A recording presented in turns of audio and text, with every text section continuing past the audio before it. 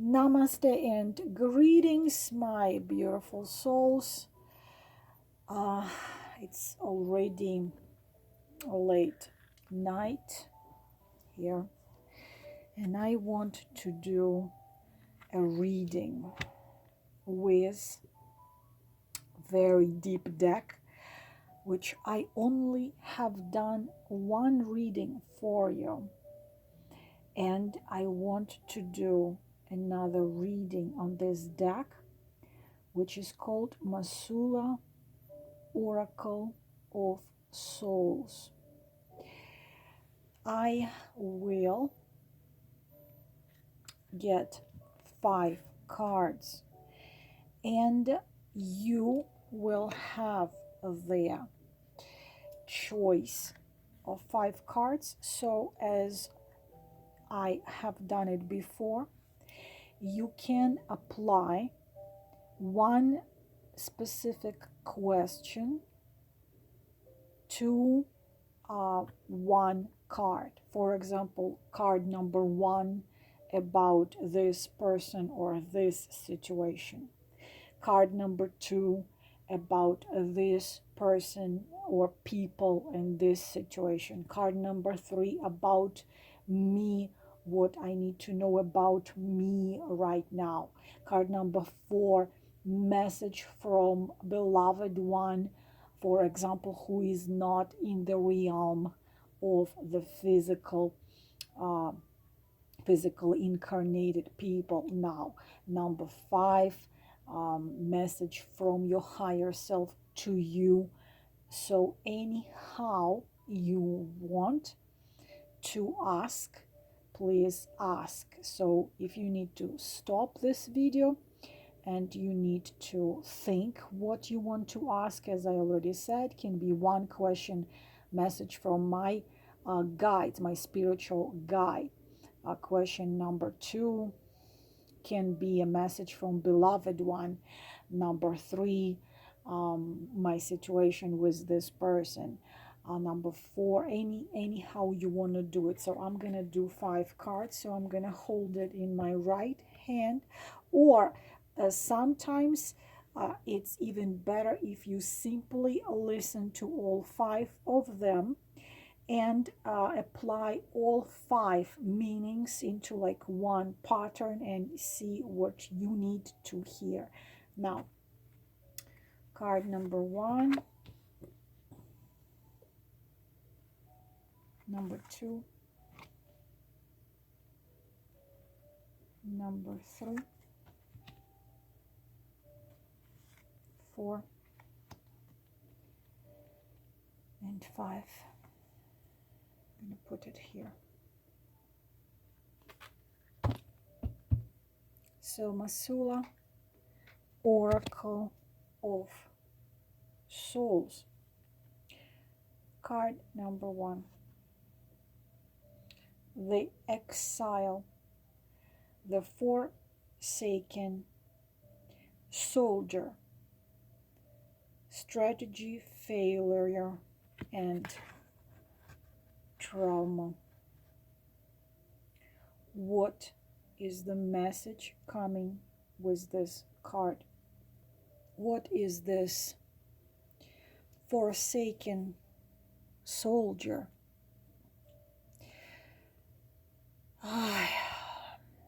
The exile is lost. It's a broken figure. It's a figure which is haunted by foggy, dim memories of the victories he has had before, former victories. A long time ago, he was glorious, supreme, brave, probably commander, leader of soldiers. Now he is a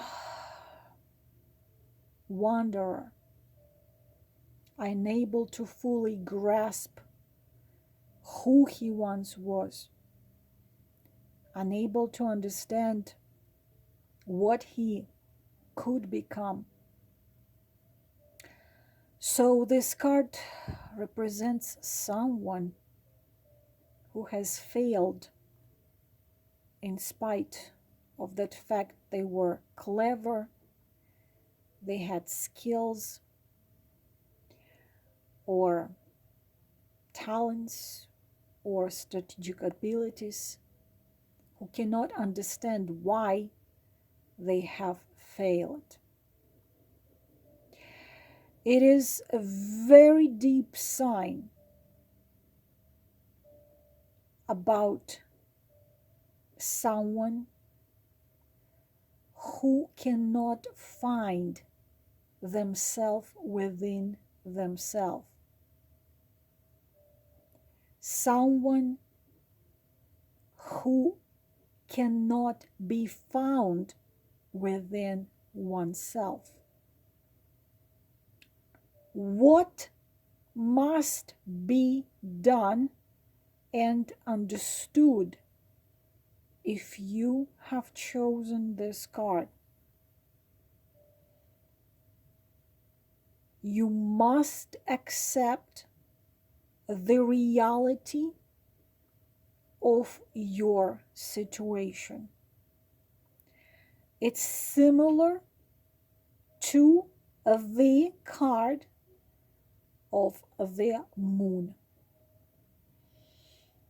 Not willing to accept the given situation, not willing to accept the reality of your situation, accept and make peace with it, prolongs your suffering and your feeling of being lost. Under the moon, the light is not clear. Everything is in shadow. But next to the card of the moon is the card of the sun. Accept the given situation, the reality of given situation. Look into the eyes of it, accept it, embrace it, and make peace with it. That is the message. Card number 2. The traveler, the keeper of the crossroads. Restlessness, independence, appraisal. For many people, cards of this deck can be scary. But when we look into the face of our shadows, that's when we find the answers and the peace. We see the card where the traveler practically has no face. This traveler's identity has been completely, almost affected and lost. So he wanders wherever no road exists with his lone worry steed. He's trading his goods wherever he stops. He stays in one place not long, only as long as he needs to stay there to sell what he has. He takes on new goods and he moves on to the next stop along a path, and only he knows his path. His trades likewise are made according to some measure of value that exists in his own mind. having little to do with the local demand or supply. In all things, this traveler makes his own way. He adheres to no established society, to no so-called established rules or guidelines. He can be followed by others, but he does not lead. His example shows none boundaries of society.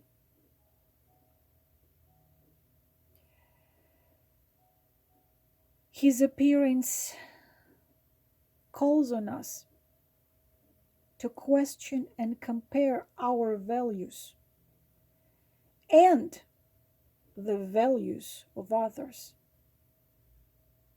Also, determine whether we are reckless and overvaluing our own selves, or overcautious and not giving ourselves our due. What is the message? Ask yourself. Ask yourself. Do you overvalue yourself? Or you do not give yourself your due? This is the question you need to ask yourself. This is the most important question you need to find the answers to inside yourself.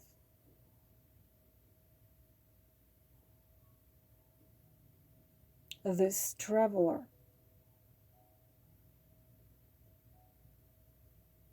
tells us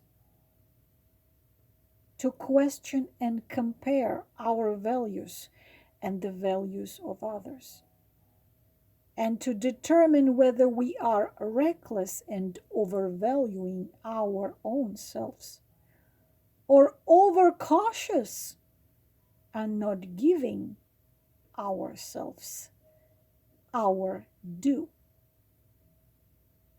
This is the message of card number 2.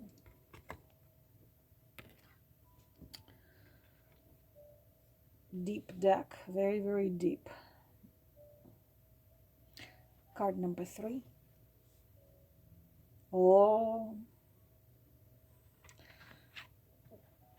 I do not know how many of you know the legend about Lilith. According to the legend, the first wife of Adam. The words we see on the bottom: hunger, animalism, instinct.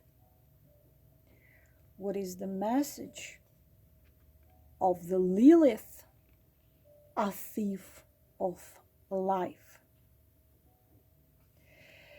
She inspired so many legends in so many domains, in so many cultures.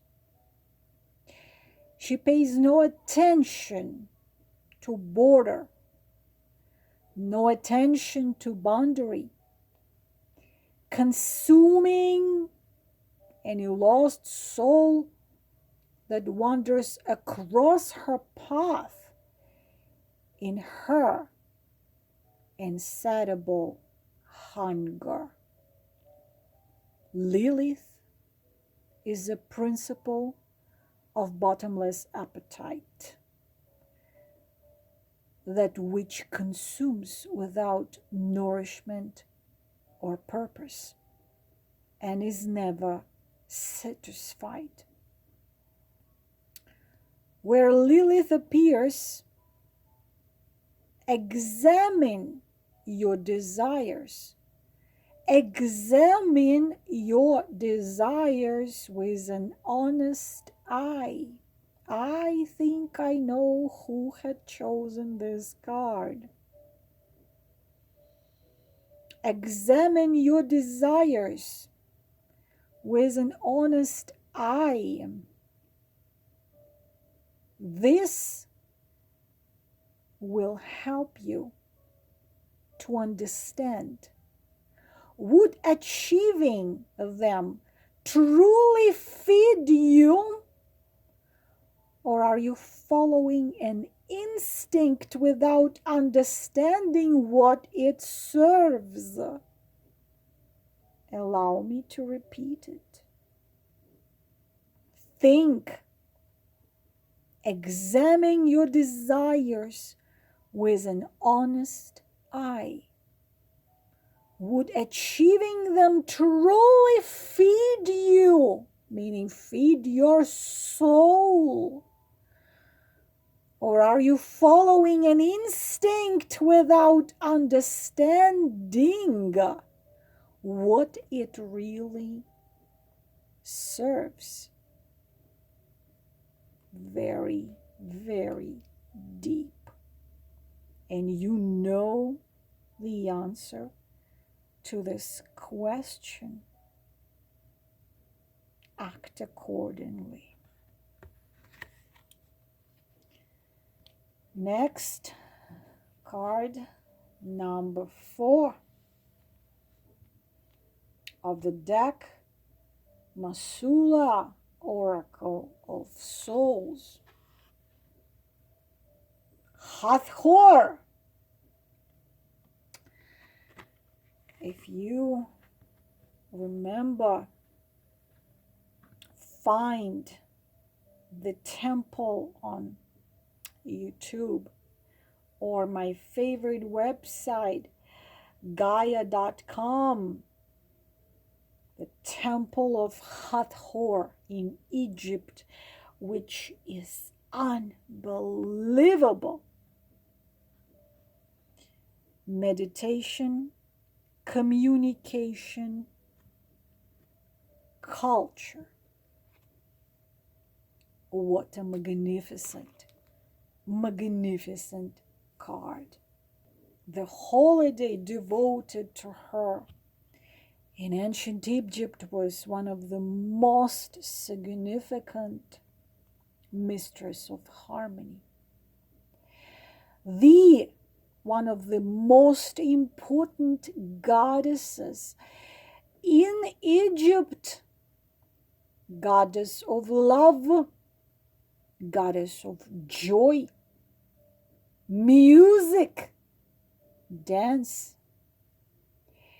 She serves as diplomat and mediator to the other very important gods. She resolves disputes between them, both within the realm and between Duat and other realms. Hathor. What the message Hathor wants to give you if you had chosen this card? Hathor reminds us of the pleasures in life and then reminds us those pleasures in life are very hard to enjoy when there are outstanding problems between people. If you cannot serve as a mediator yourself, perhaps it is wise to seek one out. This is the message for you. I will repeat it again. Hathor the goddess of love, joy, dance, music. And she's a diplomat.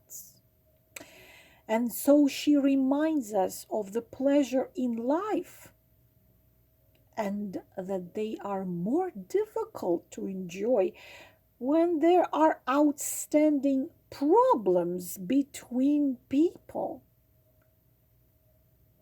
And if you cannot serve as a mediator yourself, perhaps it's wise to seek one out. Meditation, communication, and culture are 3 key words in this message. And finally, the last card. It's going to be mine. It's going to be a message for me.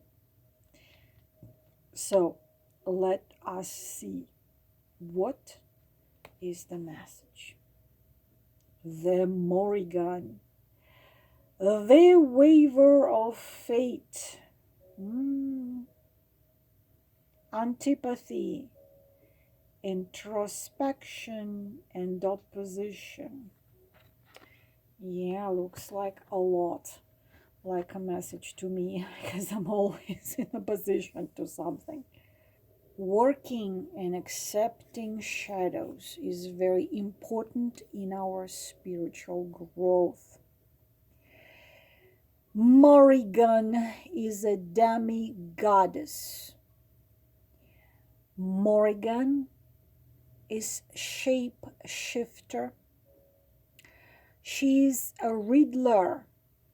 She is a trickster and tester of the heroes. This is the goddess who is an agent of chaos in all possible ways. In so many ways that you cannot even imagine how many ways. She favors the form of a large black crow, which you see on her arms.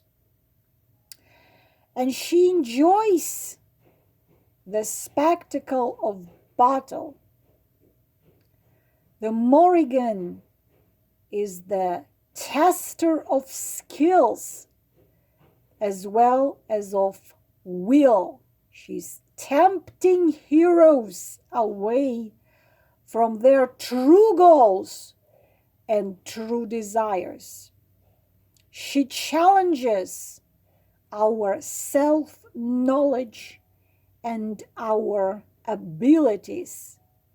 She's pushing us ever towards true understanding of who we are, the bad as well as the good.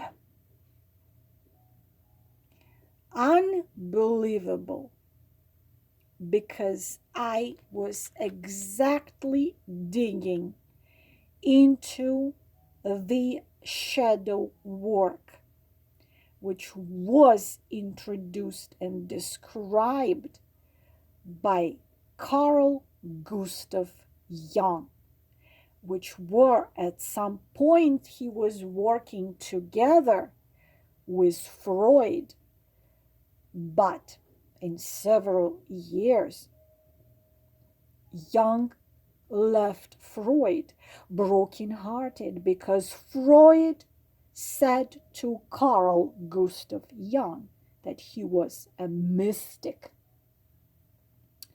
And Jung truly was a mystic, digging very deeply. And one of the most fundamental rules in figuring out our true self and making peace with it was devoted to shadow work. He described it in such a way. Everything has shadow. Every object existing life or not, has a shadow. And every human being consists of light and shadow and has the shadow.